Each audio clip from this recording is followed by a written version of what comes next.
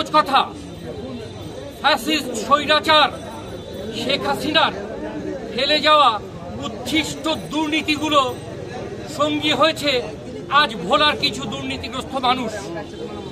এই দুর্নীতিগ্রস্ত মানুষের সাথে যোগ দিয়েছে কিছু সেই পতিত আওয়ামী লীগের কিছু ফ্যাসিস্ট সন্ত্রাসী। আমি নাম উল্লেখ করতে পারবো, মুন্সিগঞ্জের সেই কুখ্যাত খোকন আওয়ামী লীগের আজকে ভোলা বালু ব্যবসায়ীদের পার্টনার।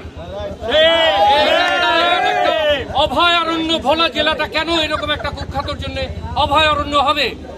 আজকে বালু ব্যবসায় যারা জড়িত, আমি প্রধান উপদেষ্টার দৃষ্টি আকর্ষণ করছি, আমি আমাদের চেয়ারপারসন, ভারপ্রাপ্ত চেয়ারপারসন দেশনায়ক তারেক রহমানের দৃষ্টি আকর্ষণ করছি, কি করে আজকের দিনে এই বালু দস্যুরা ভোলার মাটিতে থেকে রাজ করে যায়।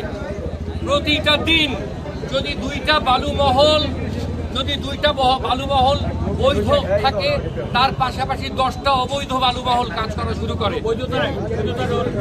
এবং এই দুইটা যে বৈধ হলো, এটাও হলো রাতের আন্ধারে সেই কুখ্যাত সন্ত্রাসীরা রাতের আধারে যেভাবে ভোট করত, এই বালু মহলগুলোর পারমিশনও রাতের আধারে কারা কখন কিভাবে নিচ্ছে আমরা কিন্তু জানি না। তারা নিজেরা কোটি কোটি টাকার মালিক হয়, একদিন দেখবেন এই ভোলাকে লাথি মেরে চলে গেছে কোথাও, শেখ হাসিনার মতো পালিয়ে যাবে। তারাও ভোলার দরবেশ নাকি?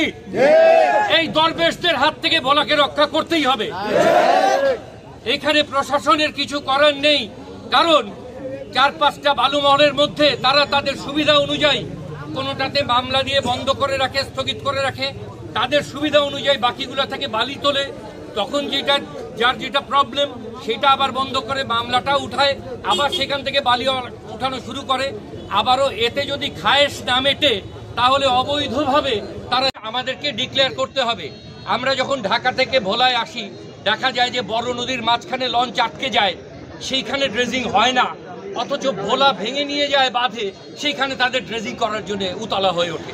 সুতরাং এটা অবশ্যই একটা কুচক্রী মহলের কাজ, যারা নিতান্ত কালো টাকা কামানোর জন্য এখন ব্যতিব্যস্ত হয়ে গেছে, তাদেরকে ঠেকানোই আমাদের মূল উদ্দেশ্য। আপাতত সেই নকিব চোর, সেই ফ্যাসিস্ট চোর, এখন সেই নতুন চোরের উদ্ভব হয়েছে পুরনো চোরদের সাঙ্গ করে। সুতরাং এই চোরদেরকে আমরা বরদাস্ত করবো না। আজকেই শেষ নয়, আজকেই শুরু। প্রয়োজনে আমরা ভোলায় হরতাল তো ডাকবই, ঢাকা প্রেস ক্লাবের সামনে গিয়ে মাননীয় প্রধান উপদেষ্টার দৃষ্টি আকর্ষণ করব।